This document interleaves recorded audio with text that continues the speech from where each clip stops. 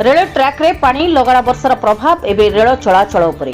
Rayagada जिलार टिकिरी station निकट में rail track रे प्राय 2 दिन धरी वर्षा पानी जमीबारू कोरापुट विशाखापट्टनम यात्रीवाही ट्रेन प्राय 2 घंटा धरी अटकी रही।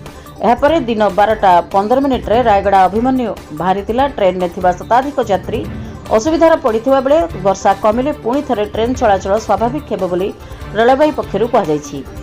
आज भोरु रायगड़ा जिले में लगाण वर्षा जारी रही। लगातार वर्षा जो पहाड़िया अंचल आसुवा पानी टिकिरी स्टेशन निकट रेल ट्रैक उपरे जमी जाइछि। ट्रैक पाखरे थिबा ट्रेन पानी मध्य रेल धारणा उपरकू चढ़ी आसबारू प्राय 2 फुट पानी जमा होता।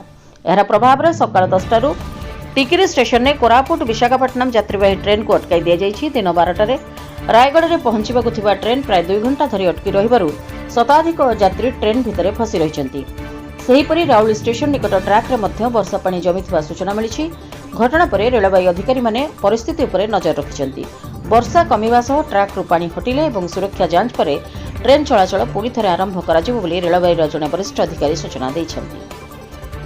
Rayagada bureau head Prafulla Kumar Behera report, Republic Odisha, साधारण लोकंकु स्वर।